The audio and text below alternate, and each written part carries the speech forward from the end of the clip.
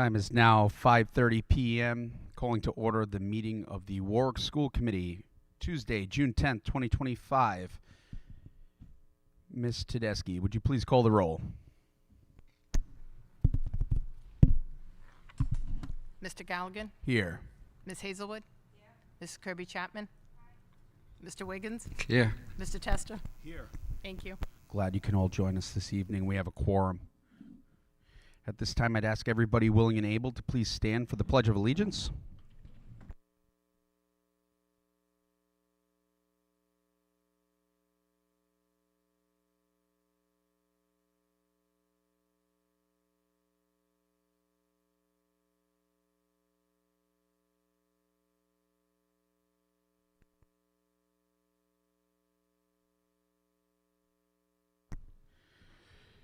At this time, I turn it over to someone who's looking really good tonight, Dr. Taylor, filling in for Miss Ruggieri. New look. So part B of our meeting, recognitions, beginning with the employee spotlight. Thank you, Mr. Chair, members of the school committee. On behalf of Ms. Ruggieri and the central administration, we'd like to recognize the following employee spotlights. Clerical at Veterans, J. Giarusso.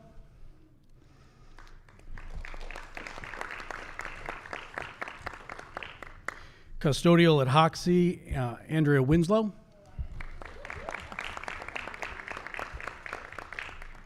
Support professional, guidance at Tollgate, Kristen Beers.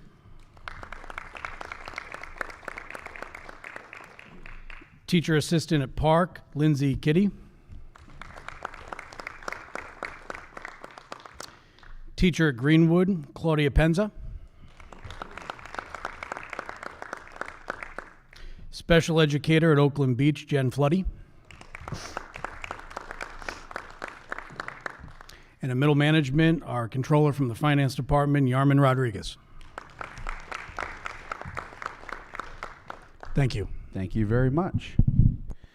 And now I'm going to turn it over to Ms. Cousineau and Dr. Schultz to recognize our District Teacher of the Year, Miss Erin Wilson.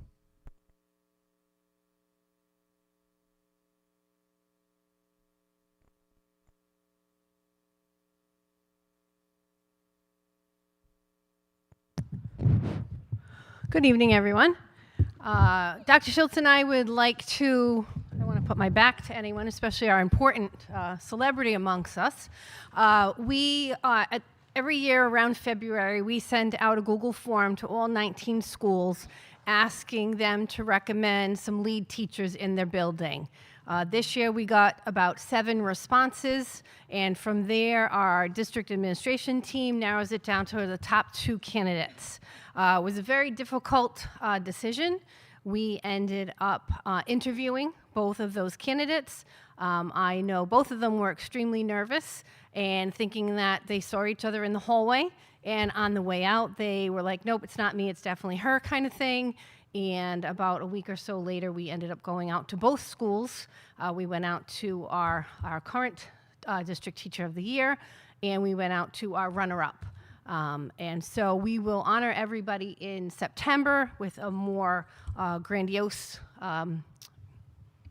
sighting, I guess we'll call it. But for now, we have some great news. We would like to present our Warwick District Teacher of the Year, Miss Erin Wilson. And Mr. McCombs is going to say a few words on her behalf.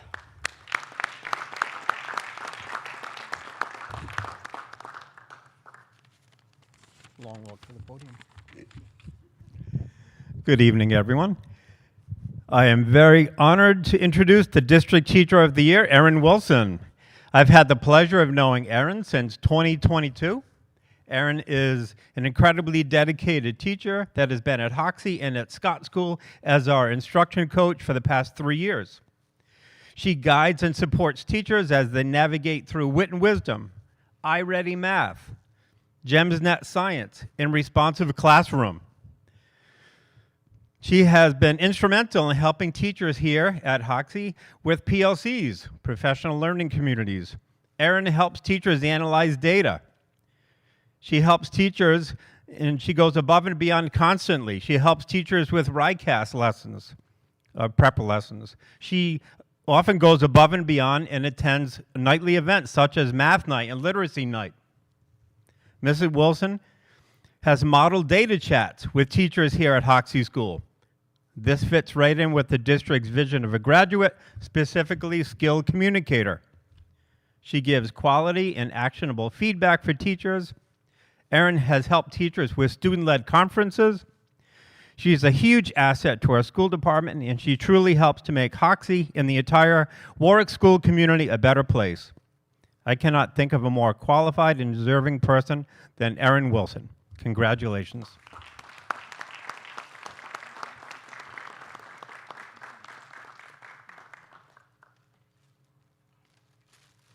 I just wanted to say a few words. I'm Lisa Schultz, the curriculum director, and just want to say that Erin, it was not an easy decision. We had two amazing candidates that came forth, but teaching and learning has always been in the forefront of Erin's mind, and she has really dedicated herself to elevating teacher and student voice and choice. She's been the important part of the leadership, not only at Hoxie, but at Scott School, and she's helped move our district forward and our scores forward. I know that Erin also wants to say a couple words, so come on up, Erin.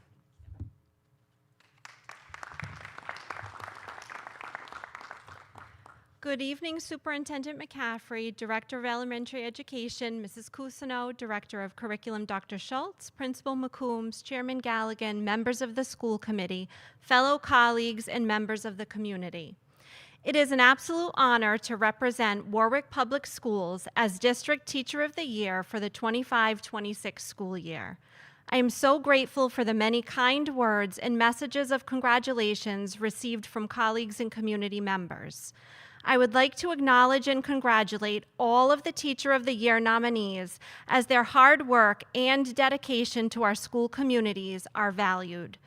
I want to extend my sincerest gratitude to Principal McCombs for nominating me for this honor and believing in me. I am grateful for the leadership of Principal McCombs as well as Principal Smith and the sense of community that they both work tirelessly to foster at Hoxie and Scott schools. I would like to thank the district administration team for their tremendous support of teachers, their true collaborative efforts, and belief in the value of instructional coaching.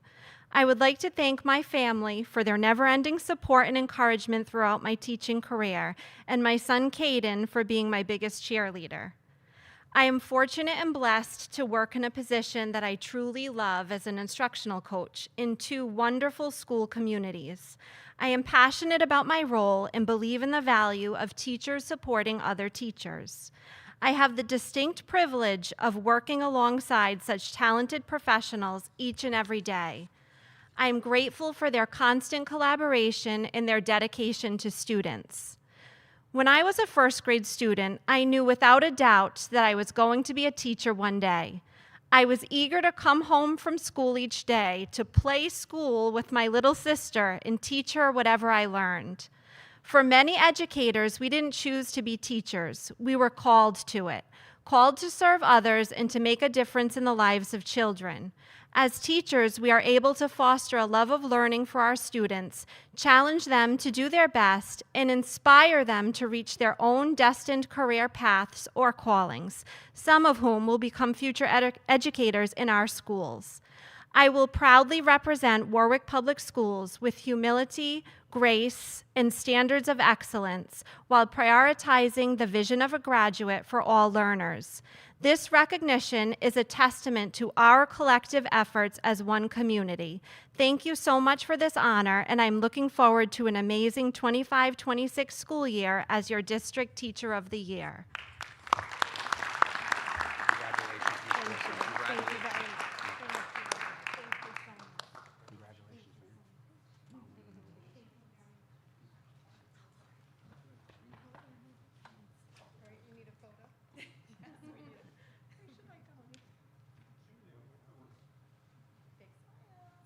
We might need one with Caden in it. I was thinking the same thing. All right, Caden, get in there.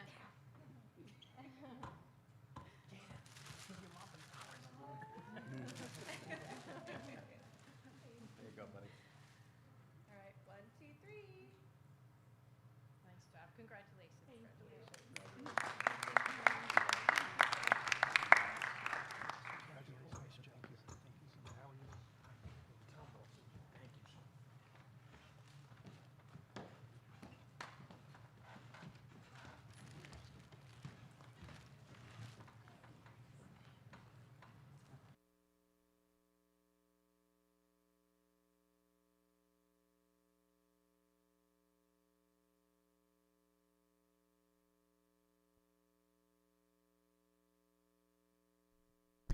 Congratulations again to the teachers that were spotlighted for this month and to Miss Wilson for District Teacher of the Year. At this time, I'd be looking for a motion to go into closed session for discussion and/or action regarding those items of business exempt from open meetings under general laws of Rhode Island, RIGL 42-46-5, A1, A2, A4, A8, and A9. Made by Mr. Testa, seconded by Mr. Wiggins. All those in favor? Aye. Anyone opposed? Motion carries 5-0. We're in exec.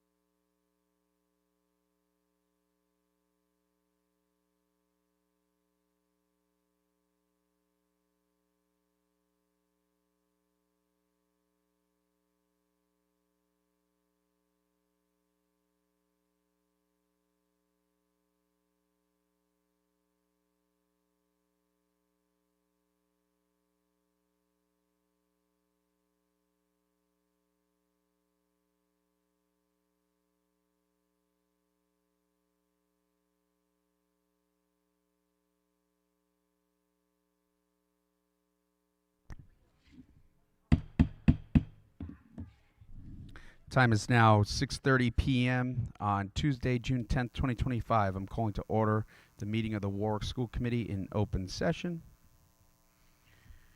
Looking for a motion to seal the minutes of executive session. Moved. Made by Mr. Wiggins and Ms. Hazelwood.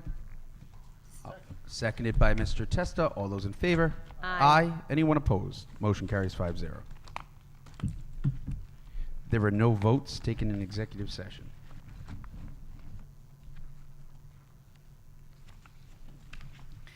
At this time, we're on to public comment on agenda items. Individual comments will be respectfully limited to 3 minutes per person, with public comment not to exceed 45 minutes. Though the content of comments will not be restricted, it is the hope of this committee that citizens, committee members, and the administration alike will be respectful of each other's right to speak, tolerant of different points of view, and mindful of everyone's time. This public comment period is for agenda items only. A second public comment session is available later in the meeting for all other topics or concerns. Members of the public are permitted to speak during both of the public comment periods. Speakers are asked to state their name for the record. For those new to our meetings, the podium is down here to the my left. Just come on down one after another. Please make sure the microphone's on, and again, please state your name for the record. So, are there any individuals looking to comment? Again, just a reminder, this public comment period is for agenda items only. I understand. Good evening. My name is Lydia McDowell. I'm a Warwick taxpayer and been a language teacher in Warwick for 16 years. I'm currently teaching the entire French program at Tollgate. I would like to address agenda item number 11, the elimination of the Italian position at Tollgate because of fiscal exigency.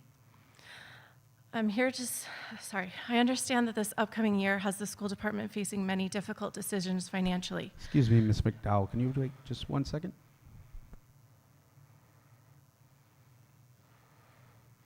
It's among the cuts. Among the cuts, I'm sorry.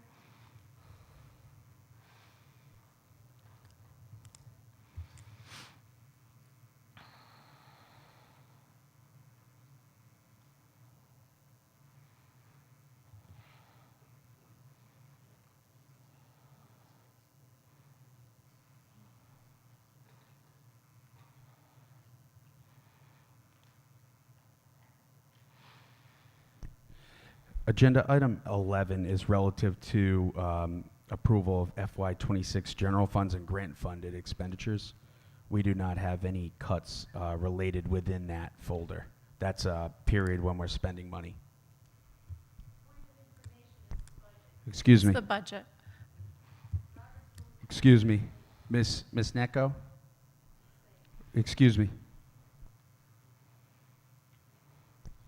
Yeah, if you would just hold your comment to the next public comment section, that'd be Okay. appreciated. Thank you. Thank you.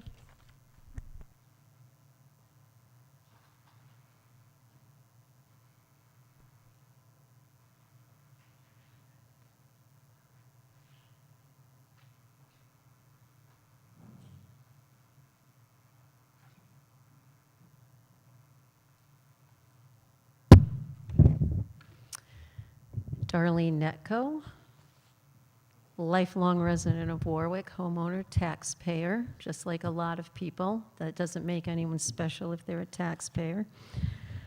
Budget, fiscal year 26, item 11, I do believe, since you're talking about next year's budget, and next year's budget has resulted in a number of cuts, including the only Italian teacher at Tollgate High School. Ms. Necco, And please it hold. and Ms. it Necco, includes- Ms. Necco, please hold for a minute. I've paused your time.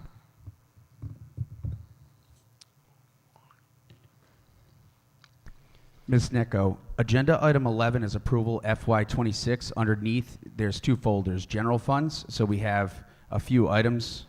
Excuse me one moment. 1, 2, 3, 4, 5, 6, 7, 8, 9 expenses for FY26. And then under grant funds, there's 1, 2, 3, 4, 5 expenditures in there. So if we're speaking to agenda item 11, I need you to speak to one of those 11 expenses under general funds or grant funds. Well- This isn't regarding personnel or staffing in the approval of FY20. We're not approving anything with the budget. except I don't see any, under number 11 printed on the agenda. All it says is FY26, and it says whatever, general funds, grant funds, but nothing specific is listed under that. And under general funds is also the, salaries that, Excuse me, of Ms. positions Necco. you've eliminated. It's been confirmed by Ms. Tedeschi that in the open folder online, it's listing what those items are. All right, I will, Yes. and others will take up that, but there's also a bunch of people here talking about that nonsense going on in the elementary regarding split classes. But Okay. we'll hold on. Thank you. We'll wait, we'll Thank do you. that later. I just don't want any of us to get caught up in any issues here. We I have don't enough think- going on. I don't think that- you would. I see a number of young people here to talk, but No, I they're going get to it. have to wait a while, I guess. All right, so also on the agenda tonight has to do with the new schools, right? We had our groundbreakings at Tollgate and Pilgrim.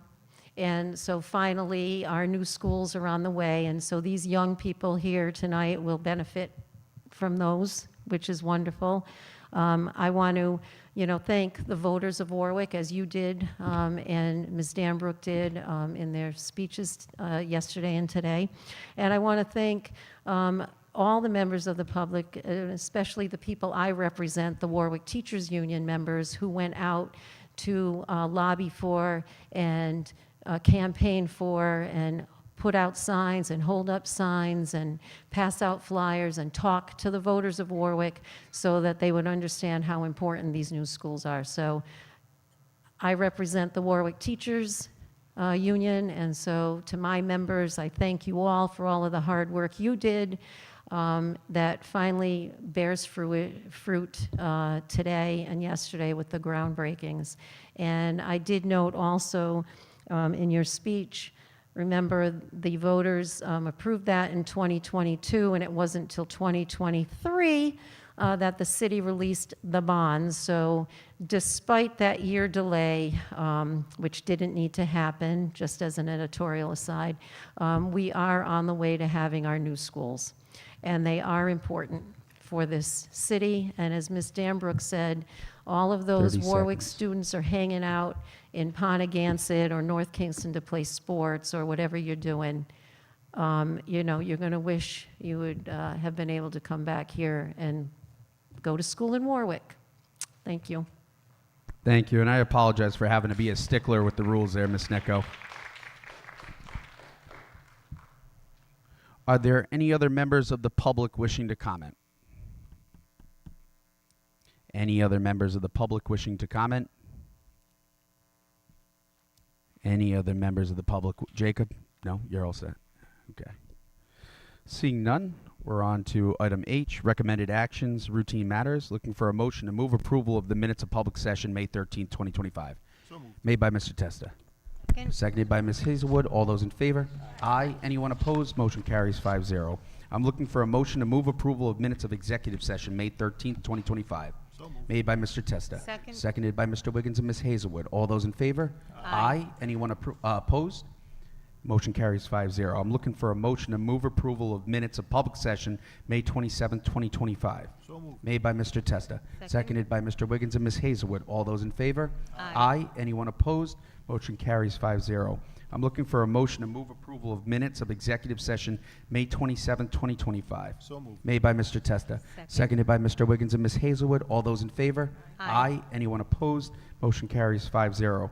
I'm looking for a motion to move approval of transfers, June 10th, 2025. Made by Mr. Testa. Second. Seconded by Mr. Wiggins and Ms. Hazelwood. All those in favor? Aye. Anyone opposed? Motion carries 5-0. Looking for a motion to move approval of warrants, June 10th, 2025.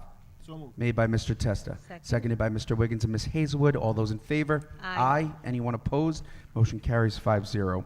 At this time, I turn it over to Dr. Taylor for announcements, personnel as presented.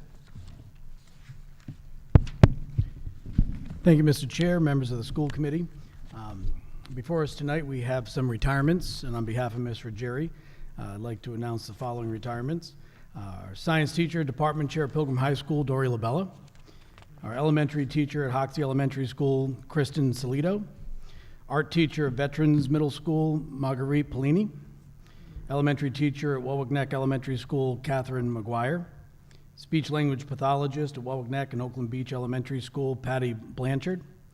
Teacher assistant at Park Elementary School, Robin McCaughey.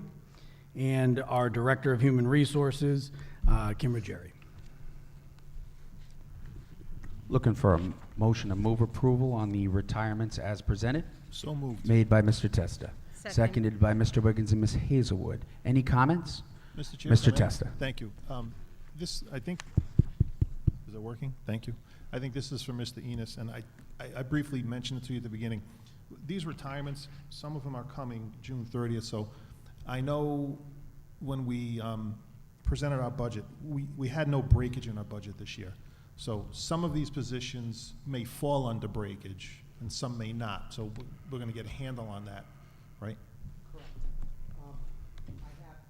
I'm working on an updated staffing sheet to present to the Budget Commission for next week. And so all of these retirements will be included in that. All right. But my point is that it wasn't included in breakage. If we have more retirements for July, then that would roll into breakage. That only helps us, correct? It only helps us. Thank Right, you. right. Thank you. Thank you, Mr. Testa. Any other comments? And if I may, Mr. Chair? Yes, I please. would be remiss not to mention that that represents 201 years of service to the Warwick Public Schools. Wow, that's incredible. Any other comments from members of the committee? I just want to thank every individual that for their contributions to the school district and for their time and the mark that they've left on Warwick Public Schools. So I wish them all in their retirement. Wish them well in their retirement. That being said, all those in favor? Aye. Anyone opposed? Motion carries 5-0. Dr. Taylor. Thank you. We have the following resignations. Our Assistant Director of Special Education, Leslie Brow. Special Ed Teacher at Hoxie Elementary School, Carly Evans. And Teacher Assistant at Welk, Leah Corvea. Looking for a motion to move approval on the resignations as presented. So moved. Made by Mr. Testa. Seconded by Mr. Wiggins and Ms. Hazelwood. Any discussion? Seeing none. All those in favor? Aye. Anyone opposed? Motion carries 5-0. Thank you, Mr. Chair. We'd like to welcome the following appointments to the Warwick Public Schools. Joining us as a night custodian at Tollgate High School, Katerina Rodriguez. Joining us at Windman Middle School is the Assistant Principal of Climate and Culture, Lori Sullivan. Joining us here at Veterans Middle School is Assistant Principal of Teaching and Learning, Abigail Wesson. Elementary School Principal at Wyman Elementary School, Despina Dyko. And Cedar Hill Elementary School Principal, James Dyko. And I do believe we have some here with us this evening. If you're present, if you wouldn't mind just standing up.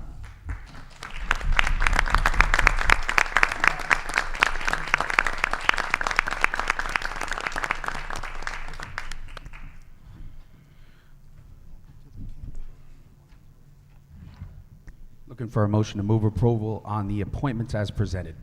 So We moved. don't Made. have to vote on appointments, right? Oh, do we? No? So, okay. Second. Made by Ms. Hazelwood, seconded by Mr. Testa. Any comments? I would just say welcome to the district. Any other comments? Seeing none, all those in favor? Aye. Anyone opposed? Motion carries 5-0. And last, Mr. Chair, we have 2 leaves of absences. Jennifer Stevens, elementary school teacher, and Catherine Hawthorne-Kochek, science teacher at Whitman.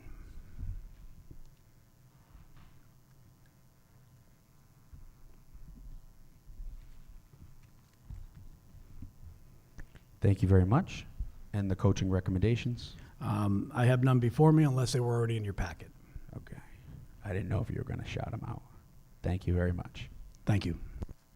We're now on to item I, donations and correspondence. I'd like to thank the parents of Wyman Elementary School for their very kind donation in the amount of $60 for supplies to Wyman Elementary. So again, on behalf of the Warwick School Committee, would like to thank the parents of Wyman Elementary School for their very generous donation of $60 for supplies to Wyman Elementary. We are now on to item J, adoption of policies. Looking for a motion to move approval on the second read of policy JGAA, physical intervention with students. So moved. Made by Mr. Testa. Seconded by Ms. Hazelwood and Mr. Wiggins. Any discussion? Seeing none, all those in favor? Aye. Anyone opposed? Motion carries 5-0. Next, I'd be looking for a motion to move approval for the first read of policy JD, service animal policy. So moved. Made by Mr. Testa. Seconded by Ms. Hazelwood. Why are you laughing? Any comments, Mr. Wigan? Any comments? There you go, I have Mr. a Testa. comment, All and- right. And I don't expect Mrs. Murray to have an answer. But it talks about service animals and specifically dogs, except item G, it talks about miniature horses. So, I mean, not to say that there isn't, but we go from a dog to a miniature horse. I mean, there's a bunch of animals in between that I believe would be better service animals in a confined building. It just struck me as odd. But yeah. Would you like me to?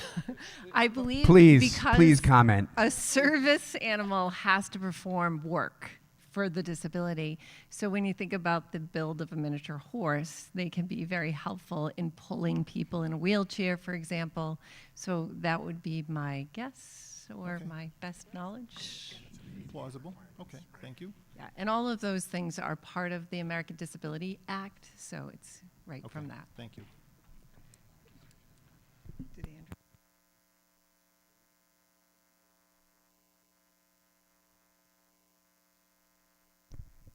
Do you yield, Mr. Testa? Are there any other members of the committee looking to comment? Thank you, Ms. Murray. Any other members of the committee looking to comment? Seeing none, all those in favor? Aye. Anyone opposed? Motion carries 5-0.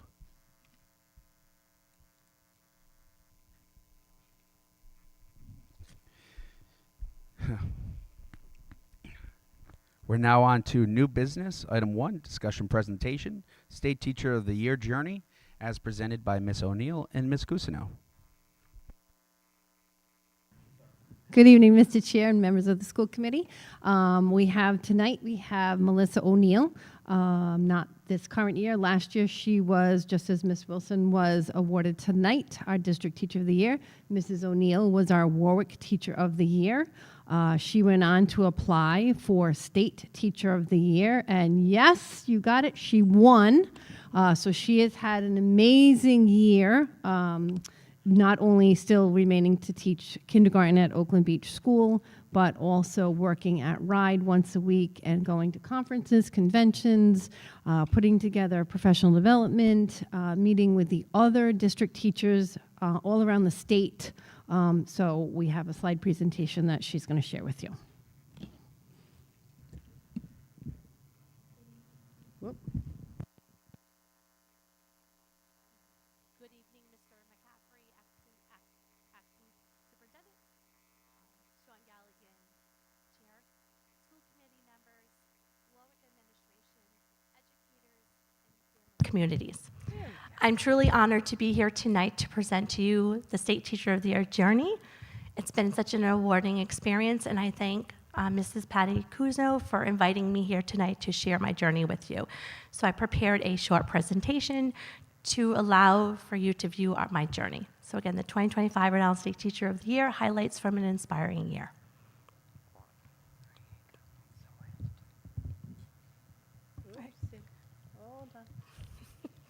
There we go. So again, I had the opportunity June 6, 2024, to be nominated as the 2025 Rhode Island State Teacher of the Year. And as of this day, this has been a transformation and an inspiring year as the State Teacher of the Year. So here are some photos of the announcement at Oakland Beach Elementary School. And again, I just honored for the nomination and honored to represent Rhode Island. So as the 2025 Rhode Island State Teacher of the Year, I have had the honor of collaborating with the Rhode Island Department of Education throughout the 24-25 school year to support and strengthening education across the state. This work has included enhancing professional development opportunities and engaging directly with classrooms. I've also had the privilege of presenting at conferences, attending press events, and helping organize key RIDE initiatives such as the Math Matters Rhode Island. Looking ahead, I will continue to proudly represent Rhode Island as a State Teacher of the Year. I remain committed to elevating the voices of teachers and students, celebrating the work of dedicated educators, and advocating for students, families, and school communities throughout this incredible state. So here's my first adventure as State Teacher of the Year. I had the opportunity to attend the Rhode Island State House State Room kickoff for the Attendance Matters for our Rhode Island initiative, and it's the campaign with Governor McKee and our Commissioner Infante Green. Again, this is one of the big highlights for not only the Rhode Island State Teacher of the Year, but all district teachers across the state. We really collaborate and we celebrate them at a Celebration Rhode Island Educators at Waterfire. So a great opportunity to recognize, announce, and acknowledge the dedicated teachers across the state. And principals, also social workers. Leading Rhode Island District Teachers of the Year in professional learning communities. This was one of the biggest highlights of my term as State Teacher of the Year. Over the past year, I've had an incredible opportunity to collaborate with 49 dedicated, inspired educators. The 24-25 District Teachers of the Year from across Rhode Island. We held meetings from September through March. I co-facilitated our statewide cohort meetings, creating a space for connection, collaboration, and professional growth. During these sessions, educators engage in professional learning communities, participate in RIDE initiatives, and provide feedback on educational policies and regulations. Together, we build a strong network of teacher leaders committed to elevating education across our state. And I just want to do a special shout out to Tides Cafe and Warwick Area Career Tech Center culinary team. A heartfelt shout out to Tides Cafe and the incredible culinary and pastry arts program of the Warwick Area Career and Technical Center for graciously hosting our District Teacher of the Year meetings throughout the year. Huge thank you to Chef Austin Irons and Chef Eva Noeso for your leadership, hospitality, and support, and to your amazing culinary students for preparing such a delicious snacks. Your professionalism, talented, created a warm, welcoming space that helped make our gatherings extra special, and we truly appreciate all that they do. So here is our some captures about our strengthening practice together, Rhode Island District Teachers in professional learning. So just here's some, so we learned about different PLCs, educators, practices. We collaborated with the Rhode Island Department of Education leadership, and we learned about their new regulations and initiatives. I facilitated the RIDE leadership team where we had 49 districts with superintendents and educators and also leadership team at one cohort meeting. This was an amazing event. So one of my passion work is STEAM education. One of my initiatives was how can we enhance STEAM education across Rhode Island? I had the opportunity to co-facilitate STEAM nights across Rhode Island with 9 districts. So this is our first one. Our first district was in East Greenwich. And again, these are all photos from East Greenwich, New Westermundo, and Providence. I also had the opportunity to attend the 2025 Rhode Island Superintendent's convening, where I was part of a panel discussion. It was a Q&A, and really have that teacher voice, educational voice at the table to talk with superintendents across our state. I also attend the Rhode Island Chronic Absenteeism Working Group. I'm part of and support the Attendance Matters Rhode Island initiative. So for our Future Educator Awards and pinning ceremonies, I had the honor of joining presenting Future Educator Awards at pinning ceremonies across districts throughout the state. These events recognize and celebrate the inspiring students who completed the educational pathway programs and are preparing to be the next generation of Rhode Island educators. So here are just some snapshots of Future Educator Awards and pinning ceremonies that I attended in different districts across the state. Again, celebrating educator excellence statewide, an opportunity to present and attend award ceremonies for educators across the state. One of the big math initiatives that is spearheading Rhode Island Department of Ed is Math Matters RI. I had the opportunity to host and collaborate with the districts and also the commissioner and the governor on Math Matters to organize the event in Providence. And here's some captures of District Teachers of the Year leader. We also had one of our amazing educators who attended and collaborated with myself alongside in some math games. And again, we attended the statewide education job fair, and this is a great way where we can get future educators or educators who are really looking for a change and collaborating and working alongside different districts who are hiring for different positions and also higher ed education for programming.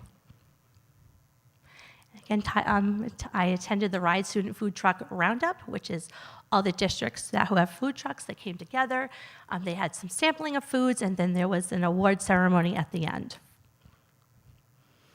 I had an opportunity to spotlight educational excellence. I had the opportunity to have school visits across Rhode Island and really enhance the teaching practices for educators in Rhode Island.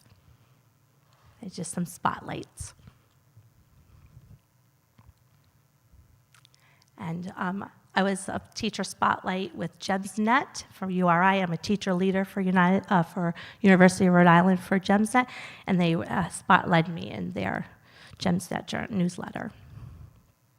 And I was Grand Marshal at the Winterfest Parade. Unexpected. It was truly an experience, and I was honored that Mayor Picozzi reached out and asked if I would be Grand Marshal of the parade. And again, my journey continues. These are just some more additional events and appearances that I had the opportunity to engage in. Again, I attended virtual conferences for State Teachers of the Year. I led PLC sessions at Lincoln High School for paraprofessionals. I facilitated a STEAM PLC at Roger Williams University, which I will also be doing in August. Again, just a holiday message across the state for our amazing educators. Presented at a STEAM Super Conference. And also, I attended a Math Matters event at Pleasant View Elementary School in Providence. And here is our National Teacher Program. So I currently work with these amazing educators across the nation. I have opportunities to collaborate, meet virtually, and now I have the opportunity to gather with our New England State Teachers of the Year throughout the year. Again, this is just my first meeting was in California. We have a National Teachers Program. We welcome, we rise, lead, and teach. This conference was held in California. And again, this is our first kickoff of the National Teacher of the Year program. And I had an opportunity to go to Google. So that was a national program that they hosted, and I was able to have an interview. And if you look at the picture in the far top, I had an opportunity to do a lightning round lesson where I am teaching STEAM education to educators across this nation. And here's the reflections on what's ahead. As the State Teacher of the Year, this role has given me the opportunity to build meaningful connections, grow as a leader, and experience moments that have deeply inspired me, both personally and professionally. I'm incredibly grateful for this journey, and looking ahead, I'm excited for the upcoming events and opportunities that continue to shape this unforgettable experience. Some of the upcoming events would be Rides Cox Conservation Impact Day, which is going to be happening at Oakland Beach this Thursday.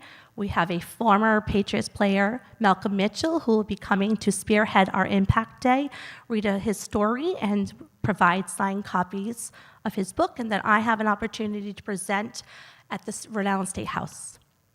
Also, I will be participating in the Gatsby Day Parade as State Teacher of the Year.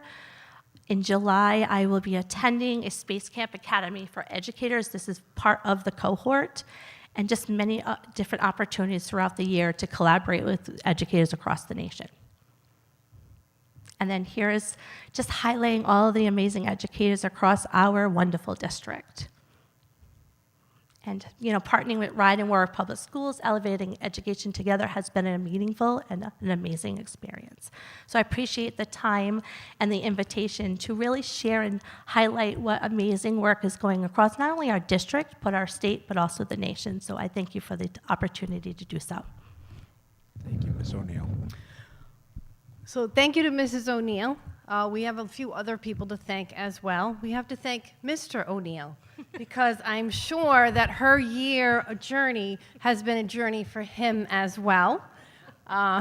We also want to thank Maggie in the HR office and Meg Scheidler, who has filled in on most days when Melissa has been out of the classroom.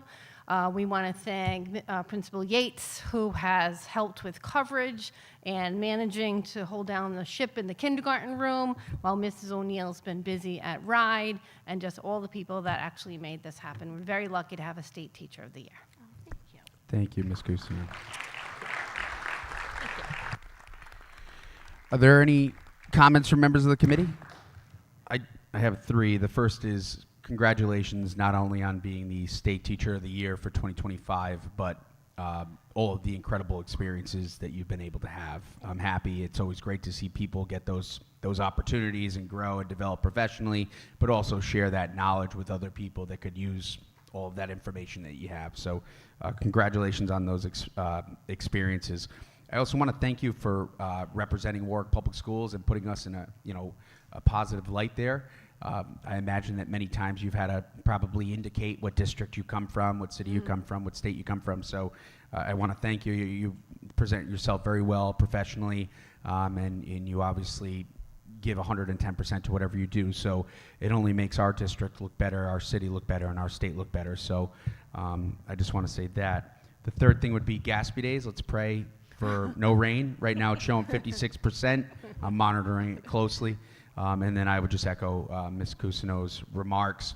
After seeing everything that you're involved in, I give my hats off to Mr. O'Neill also for, probably having to pick up a lot at home there while you're doing everything. So thank you again. Congratulations, and let's pray for no rain Saturday.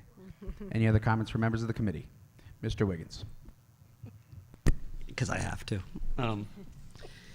I've known both of you guys, obviously, since we graduated high school together, me and Melissa. So I'm not surprised by anything you're doing. You're incredible. You're an inspiration. I've walked in the Boys and Girls Club multiple times, and you just have everybody at attention, and they want to learn from you. And what you've done this past year has just been inspiring. And just knowing you since I was a kid, it's so incredible to see what you've become, and your family is incredible. So, congratulations. Thank you. I appreciate that. Mr. Testa. Thank you, Mr. Chair. Ms. O'Neill, dittos to everything that's been said previously. But the other thing I think you've accomplished here is you represent teachers well, right? Because the last 5 or 6 years hasn't been the best time to be a teacher, because you're maligned in public and everything else. But, so that's part of this too, and that's as big a part as anything else. So thank you. Thank you, Mr. Testa. Any other comments? Ms. Kirby Chapman? I think every time I see you, I always tell you, you're just awesome, you're amazing, and thank you for being you, and congratulations. Thank you. For sure. Thank you. And Ms. Hazel? Melissa, thanks so much for what you give to Oakland Beach Elementary School, the kindergarten students there, but really for everything you've done for our district and for the state. All your experiences, I know, are going to be helpful within our schools. You're bringing back to us your experiences. This was well invested time. The coverage that was provided will be paid back multiplied from what you will bring back, because that's just who you are. So I want to thank you for everything. Best of luck to you in everything you do in the future. Thank you so much for your kind words. Again, wherever I attend or present, Warwick is always shined in a positive light. I'm honored to not only live in Warwick, but also went to school in Warwick, and now I teach in Warwick. So it's been an amazing journey for myself, but always shining a light on Warwick Public Schools and how can I enhance our district and our state, but also the forefront is educators. How can I be a voice for educators, students, and the families in the communities, not only in Warwick, but also through our state?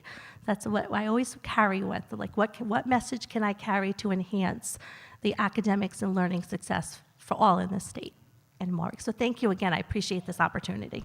Thank you, and thank you very much for the presentation. And on one last note, Mrs. O'Neill has done such an amazing job this year that she is graduating from kindergarten, and we are promoting her to first grade teacher at Oakland Beach next year.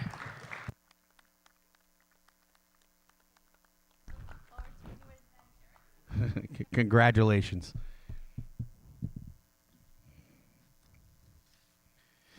We're now on to item 2, discussion update, Warwick Special Education Advisory Committee, the WESAC update.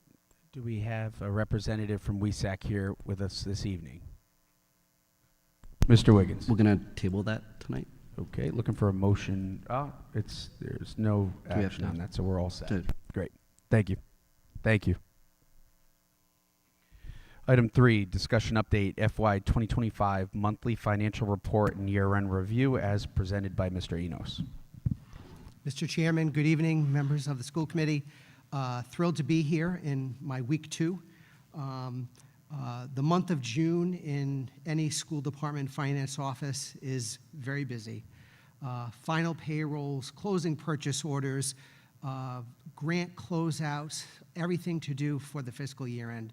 Lots of moving parts going on. Revenue and expenses are still coming in and being recorded. So I do want to take a moment just to thank the fantastic finance office team that Warwick has. I'm very fortunate to work alongside them every day. Just in my short time here, I can tell you everyone gives 120% every single day, and I'm very grateful for all that they do. I know that one of the burning questions on your mind is, what are we going to look like at year end? And unfortunately, I don't have that number for you yet.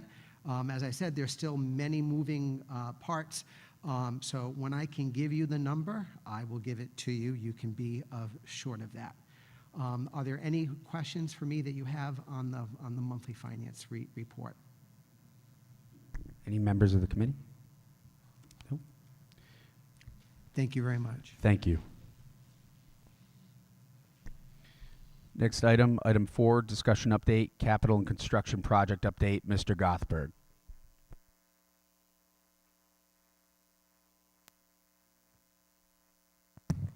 Good evening. Quick update on capital projects. You get a 2-for-1 tonight because I get to do left fields a little bit later.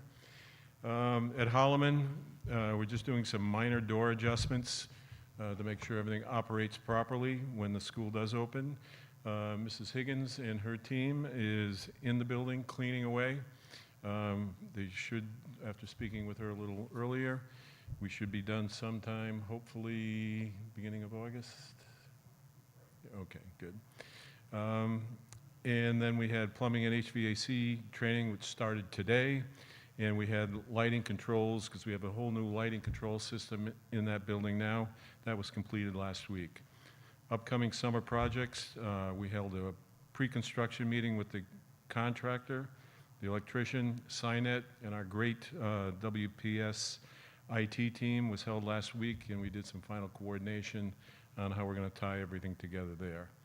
We do have, on the storefronts, I didn't get great news today on the Missile D or the Hurricane, which are at Hoxie and Cedar Hill. So I don't have a great feeling on that, but if we have to go into September, we work second shift to finish it up. So we'll do the same thing we did at Oakland Beach, so it won't impact students at all.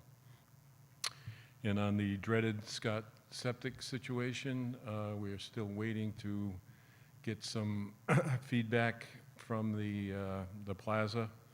And as soon as we get that, we'll make a decision on which way to go. But I don't really have an answer on that yet. Hopefully we connect to that. We can connect to that existing septic or sewer system over there. Happy to answer any questions. Any questions from members of the committee? My one statement, I guess it would be for both yourself and Mr. Enos, would be that we just continue to collect the cost affiliated with Scott and the pumping of that septic routinely, just so that way if anything amounts at the end of the year here relative to FY 25, we can say, you know, we could put this off to the side, or if we're able to even look at insurance, any type of reimbursement on that front. You're shaking your head no, so maybe we're not going to be lucky enough to do that, but just if we could have that cost separated, so that way we can keep an eye on it. The good. Hopefully we can get this wrapped up this summer and not have any further pumping. I would like be that. good. That'd be great. Any other comments from members of the committee? Seeing none. Next item on the agenda is item 5, discussion update, high school project update, as presented by Mr. Gothberg. Okay, in the high school update, we did have, as Ms. Netko mentioned earlier, we had groundbreakings yesterday at Tollgate and today at Pilgrim. They went very well. Some great speeches were given. There was a lot of excitement, a lot of energy. The community seems to be thrilled with the way we're going, so we just keep it moving, and I was very happy with the way things went. Over at Pilgrim, we had scope review meetings with subcontractors. They're ongoing for the full buyout of the project. We might have multiple meetings every day. We are well on our way, and we anticipate a draft GMP from Demio during the week of June 23rd for Pilgrim. At Tollgate, the design team will issue their 100% CDs, construction documents to Demio on June 16th.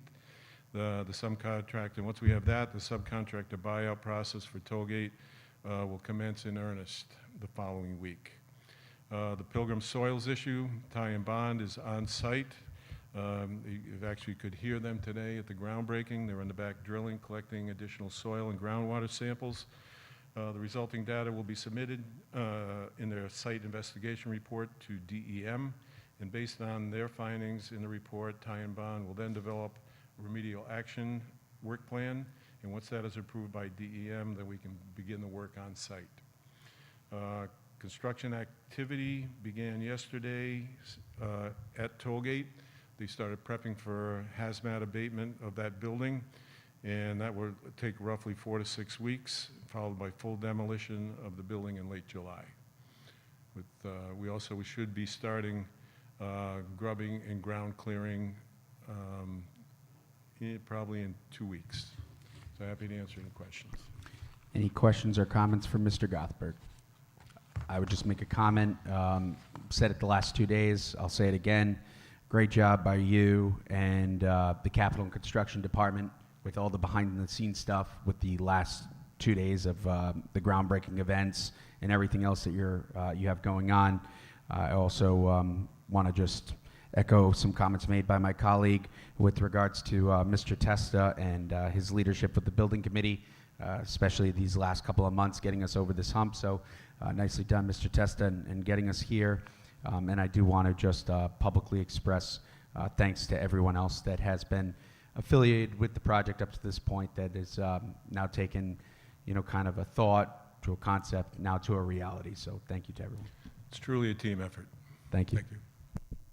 Any other comments, questions? We are now on to item number 6, discussion update. I'm looking for, Yes, item 6, discussion update, acting superintendent update as presented by Mr. McCaffrey. Mr. Chair, members of the school committee, I want to report to you that a few months back you had supported bus patrol, which would install cameras on the outside and inside of all of 110 buses that we have on the road. It's up and operational, the exterior cameras, and on the first 5 days of operations, they issued 159 warnings, and they're just warnings at this point, of cars that may have passed buses or were observed. 159, so it's a large number. It will go into full effect the first week of July, which would impact our summer programming. But safety of our children are number one. I was shocked at the number in a 5-day period, but I think this will help curb that problem that's happening and help us have responsible drivers on the road and keep our students safe. The cameras on the inside have been tested. It's an extra feature that we didn't have. With that said, it'll help us identify issues that happen on the interior of the bus without having to interview every single student on a bus when something occurs. Finally, I would say that the cost that this is to the district was zero. The company that installed them receives a fee through state legislation. So the cost to Warwick is zero, and we have safer buses now as a result of this program that you supported. Tomorrow we have graduation for both Pilgrim and Tollgate, one at noontime, one at 4 o'clock. Looking forward to celebrating seniors as they graduate and walk across the stage. and move on to the next transition point in life. Groundbreaking ceremony was held today at Pilgrim for the new high school, and there was a groundbreaking yesterday at Tollgate. It was an excellent job by the capital projects team. Job well done. There wasn't one complaint except for the weather today at Pilgrim, but I believe that was the Pilgrim, the Pilgrim Patriot up in the sky, crying of tears of joy. Finally, we're here. We're breaking ground, and we're moving forward. Last, I would like to add that our finance department is fully staffed. Mr. Enos is doing a great job. He's in at 7. He's out at 7. His team is working very hard, and we're looking for positive results out of the finance department. That's all I have for the month of June. Thank you. Any comments or questions from members of the committee? Mr. Testa. Mr. Chair, if I may. Mr. McCaffrey, the numbers for the bus cameras are staggering to me. I mean, I've long supported this thing from, I think it was 15, 20 years ago when it was presented. And I have to say, the older I get, the less I suffer fools. But when it was first announced that we had the bus cameras, people called it a money grab. It's probably the dumbest thing one of the dumbest things I've ever heard. 139 people, incidents, passing a bus stop with the flashing lights. Okay, that's just driver stupidity. So I fully support this, and that would be at $250. That's $39,750 if we issued fines for every one of those, and that's in how many days? 5 days, right? It just shows you how deep the problem goes. So I'm happy we finally did it. Thank you. Thank you, Mr. Testa. Any other comments from members of the committee? Ms. Hazelwood? I just have to echo what Mr. Testa said. Yes, it's staggering, but more than staggering, it's disgraceful. If you pass a school bus with the flashing lights on, 159 warnings in 5 days, it is disgraceful that you would risk what you're risking so you can get to your next destination.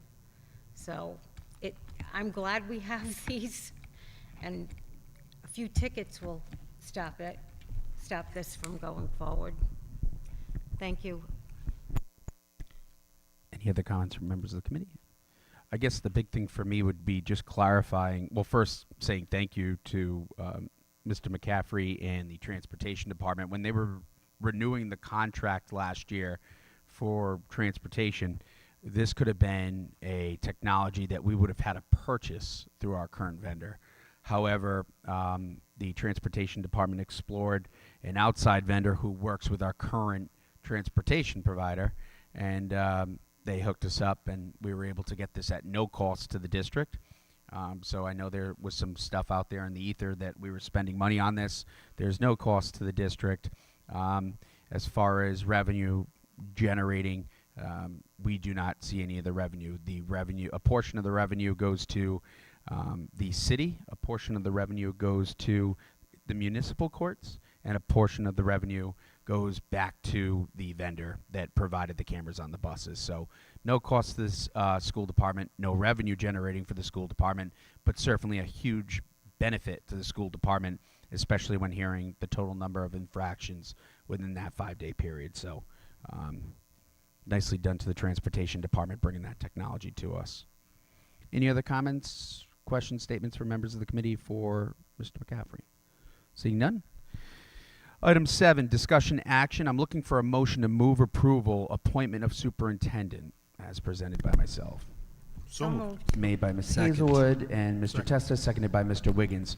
So at this time, I'd be making a motion to appoint Acting Superintendent Bill McCaffrey to the role of superintendent, effective July 1, 2025.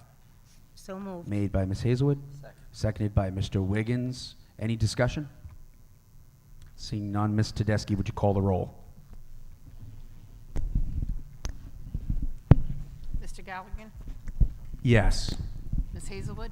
Yes. Ms. Kirby Chapman? Yes. Mr. Wiggins? Yes. Mr. Testa? Yes. Motion passes 5-0. Congratulations, Mr. McCaffrey.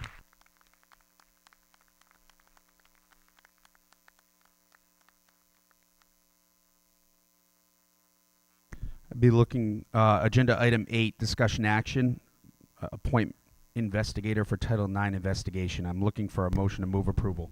So moved. Made by Mr. Testa. Second. Seconded by Mr. Wiggins and Ms. Hazelwood. All those in favor? Aye. Anyone opposed? Motion carries 5-0. Next item, as presented by Mr. Testa, is discussion action, building committee, local budget official appointment. Looking for a motion to move approval. So moved. Made by Ms. Hazelwood, seconded by Mr. Wiggins. Mr. Testa, would you like to make a comment as to who you're appointing? Yeah, the building committee, one of the requirements of the building committee from RIDE is you have to have a local budget official on it. We've always had our finance director, and with the arrival of Mr. Enos, we are requesting he be appointed to the building committee. And for the public's edification, Mr. Enos has was in East Providence prior to Warwick, and he went through their building of high schools. So we just doubled the problem on him now for 2, but he's had experience with this, so very thrilled he's here, and I'm very thrilled to be part of the building committee. Thank you, Mr. Testa. I'm making a motion at this time to appoint Mr. Enos as the building committee local budget official. Second. Seconded by Ms. Hazelwood and Mr. Testa. Any discussion on the appointment to the budget committee, to the building committee? Seeing none, all those in favor? Aye. Anyone opposed? Motion carries 5-0. Congratulations on your new appointment.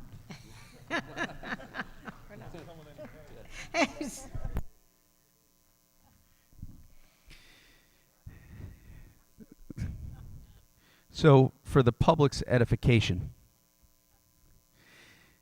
item 10, discussion action, approval FY25. What we've done to streamline things within the meetings and for ease of management of purchase requisitions, we've broken our expenditures down into 4 folders. I want to thank the Miss Caitlin Polly, correct?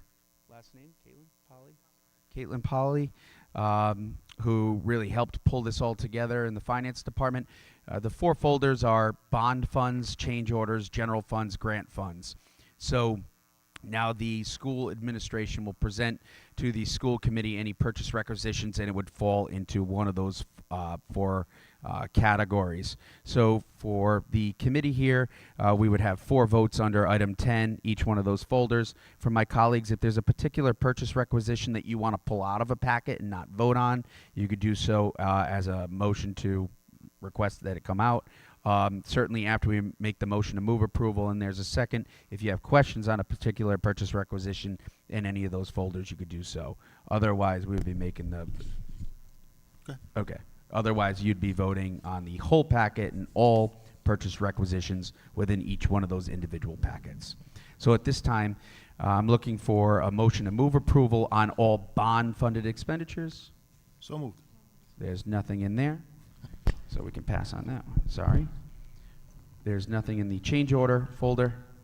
Excuse me. Looking for a motion to move approval on the change orders. So moved. Made by Mr. Testa. Second. Seconded by Ms. Hazelwood and Mr. Wiggins. Any discussion on the change orders? Seeing none. All those in favor? Aye. Anyone opposed? Motion carries 5-0. Looking for a motion to move approval on the FY25 general funds. So moved. Made by Mr. Testa. Second. Seconded by Ms. Hazelwood.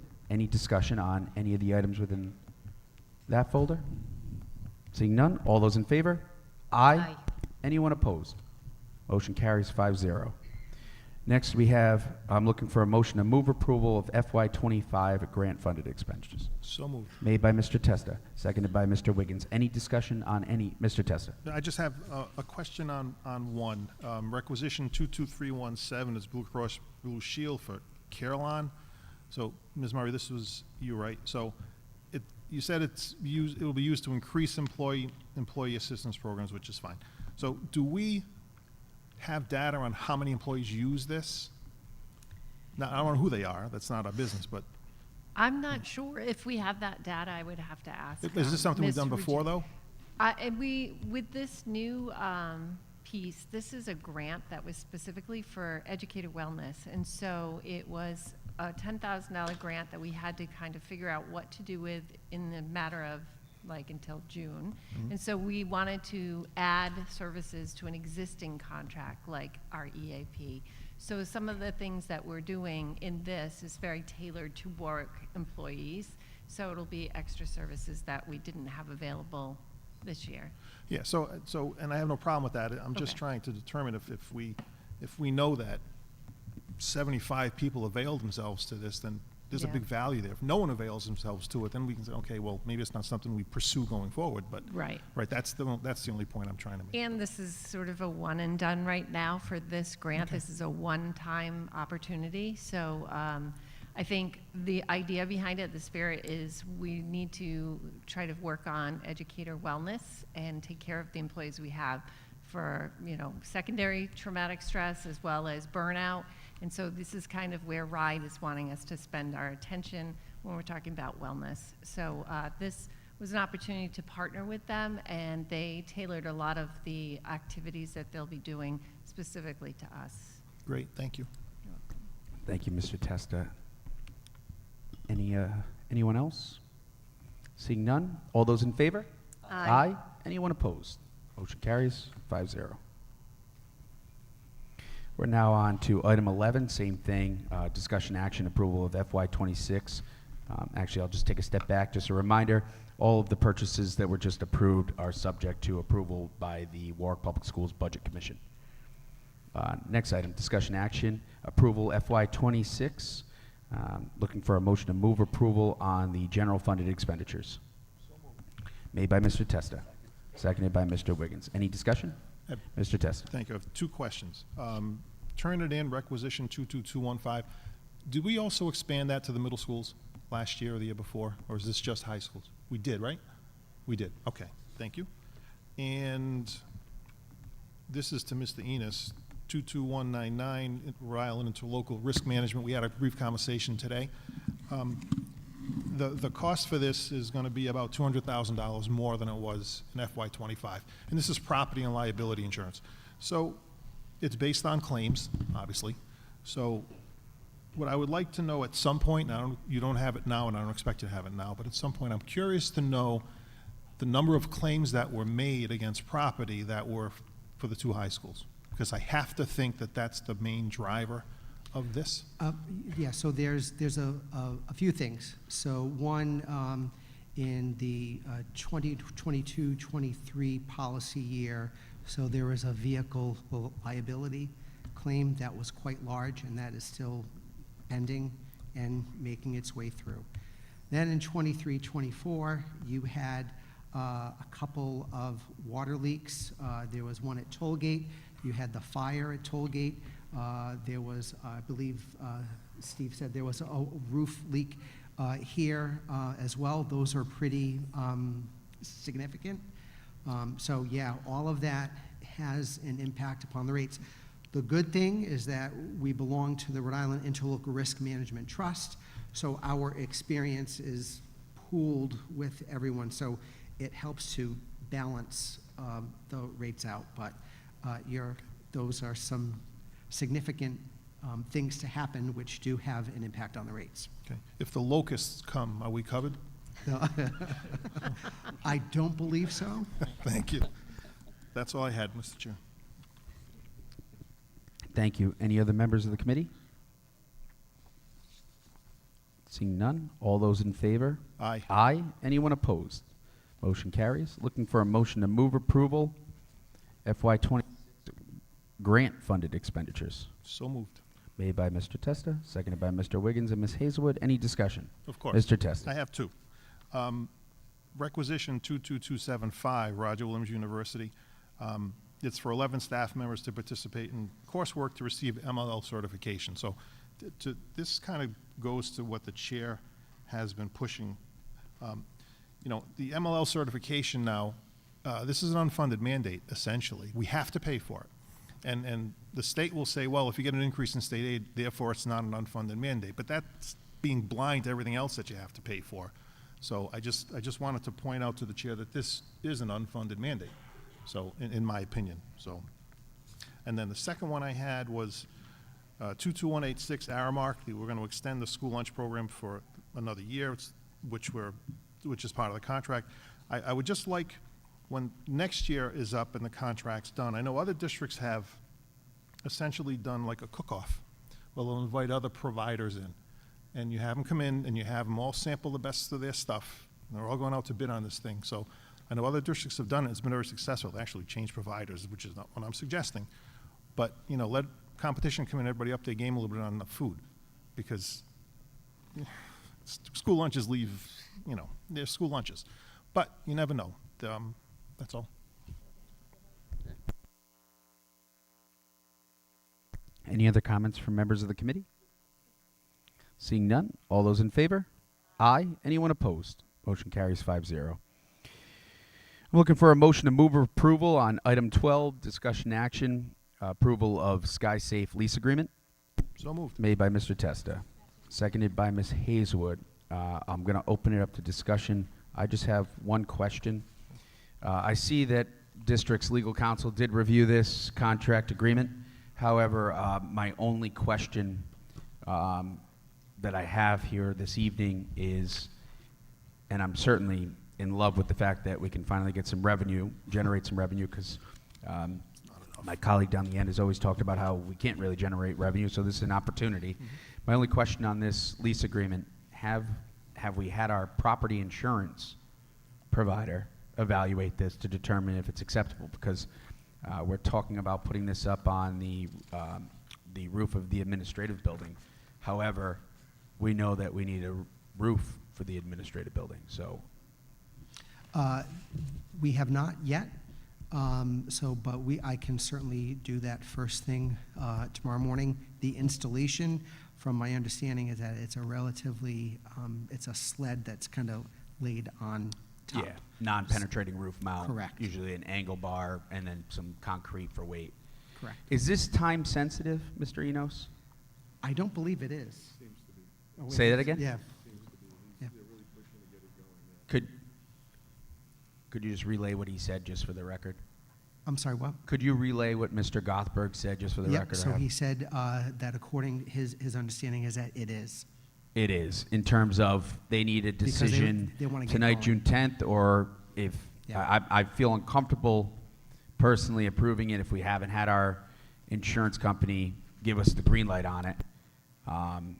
Is this something that we could table and put on July the 8th? Yeah, if you wouldn't mind. Yeah.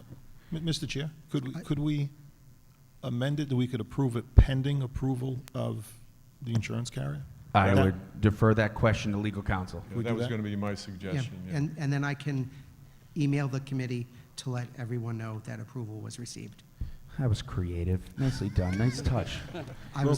Broken clock's right. Today. So, Mr. Testa, then, do you want to go ahead and make that motion just so it's I would clean? just make a motion that we amend the SkySafe lease agreement to pending approval from our property and liability insurance carrier. I'll make that motion. Second. Seconded by Ms. Hazelwood and Mr. Testa. Any discussion on the motion to amend by Mr. Testa? Seeing none. Ms. Tedeschi, did you get all that? Okay. All those in favor? Aye. Aye. Anyone opposed? Motion carries 5-0.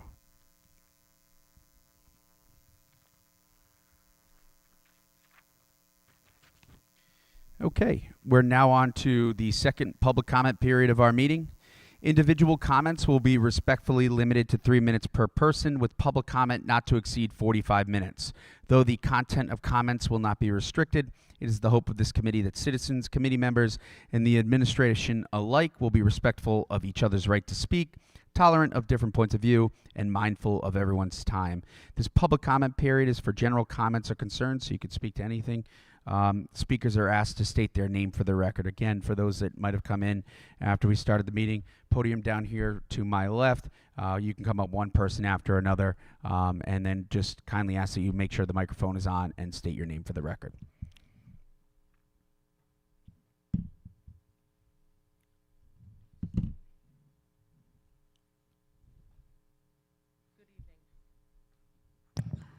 Good evening. My name is Melissa Lamoth. I'm a speech language pathologist for the district, the parent of a recent Tollgate High School graduate, and a current Windman Middle School 7th grader. I'm actually here tonight to speak on behalf of my daughter. I encouraged her to come However, as you know, this can be an intimidating thing to do, so she decided to write a letter and ask me to come and read it instead. She writes, "Good evening, school committee. My name is Emma Lamoth, and I am a 13-year-old 7th grader at Windman Middle School. This morning, my mom was telling me about the split classes that will be happening in elementary school. Even though the classes will not directly affect me, they will affect many other students, and this situation makes me confused and upset. These are the reasons why. Number one, teachers already have a lot of work they need to plan and complete. By adding older students to the younger grade level, it is creating extra work for the teachers, and they already have too much to do. How are they supposed to teach 2 grade levels at the same time? Number two, how are the older students supposed to learn when they are in a lower grade? Number three, the students that are put in the lower grade might get bullied, made fun of, or have less friends because they aren't in the right grade and they're in a below grade instead. Number four, the older students will have to go to the same itinerants as the younger ones. They will be learning the same things that they learned in the previous year, and they won't learn anything new. That's not fair. Number five, the older students aren't being put in a lower grade because of anything they did wrong, or because they failed, or anything like that. They're being put into a lower grade because the district doesn't have the money to keep all the classrooms open. They shouldn't be punished for that. It's not their fault. She writes, I have a lot more to say, but this is all I could fit in 3 minutes. Thank you for your time. Sincerely, Emma Lamoth.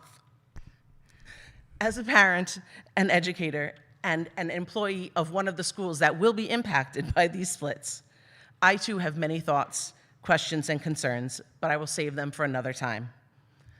For tonight, I am proud of my child for wanting to ask the hard questions and for speaking up for something that she knew was not right. So I'll end with this. If a 13-year-old middle schooler is concerned about split elementary classrooms, as adults, shouldn't we be as well? Thank you. Thank you.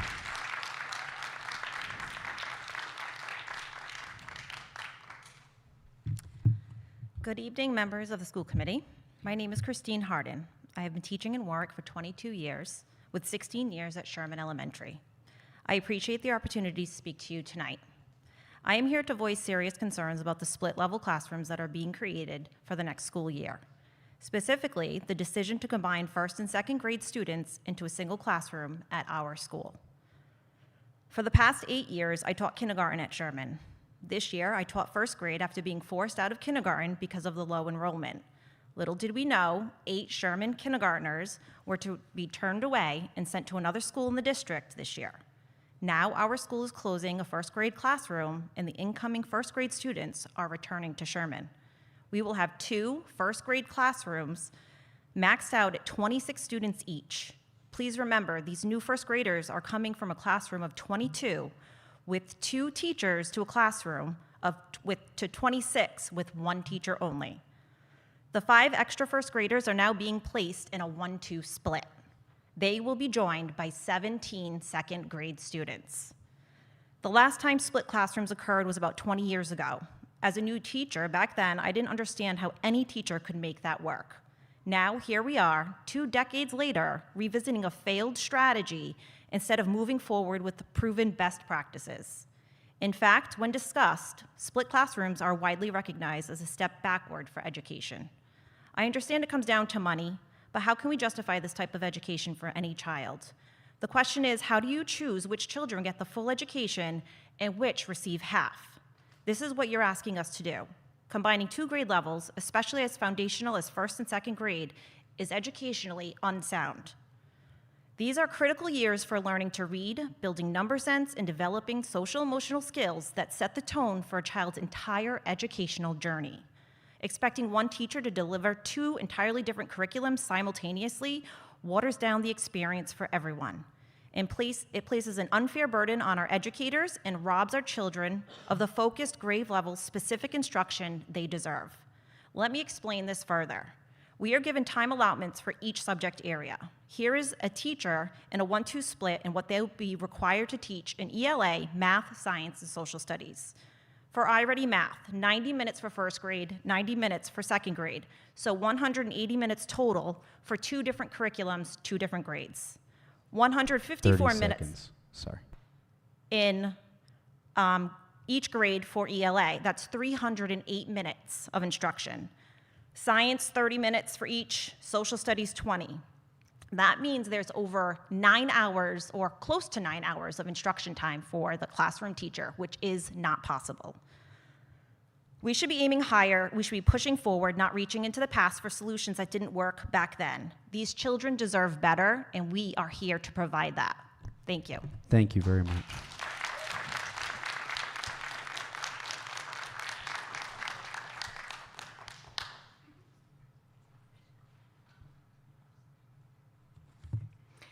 Good evening. My name is Ashley Cole, and I'm the mother of a current first grader at Sherman. I'm sure many of you received my email regarding our concerns over a split first and second grade class next year. We are here and asking for the committee's support to urge the administration to please reverse this decision.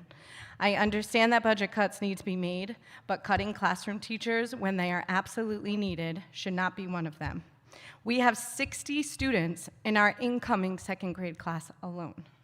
Combining 2 different grade levels would require the classroom teachers to try and teach 2 different grade level curriculums, which we all know cannot be done to the level that our students deserve, especially in the younger grades and using the curriculums that this district currently uses.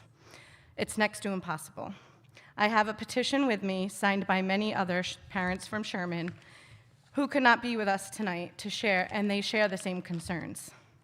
All we are asking for is that we have a classroom teacher for each individual grade level at our school, the way it has always been. Combining grade levels and increasing class sizes will not only reverse the hard work their first grade teachers have done, but it will be detrimental to their learning in these fundamental early years. Warwick tried split classrooms in the 90s. It didn't work then, and it won't work now, because it just doesn't work. We should be moving our district forward, not backwards. Please help us do what is right for the students at Sherman and all of Warwick, and make our school system one that others look to for innovative ideas, not quick money-saving solutions. Thank you. Ms. Cole, Yes. I'll meet you over at the stairs in 1 second. I'll grab your petition.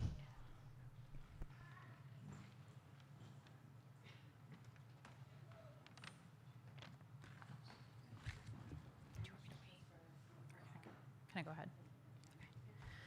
My name is Joanna Wesley. I have 2 children in the Warwick Public School System, both currently at Sherman Elementary, and 2 more who will be entering it in the next few years.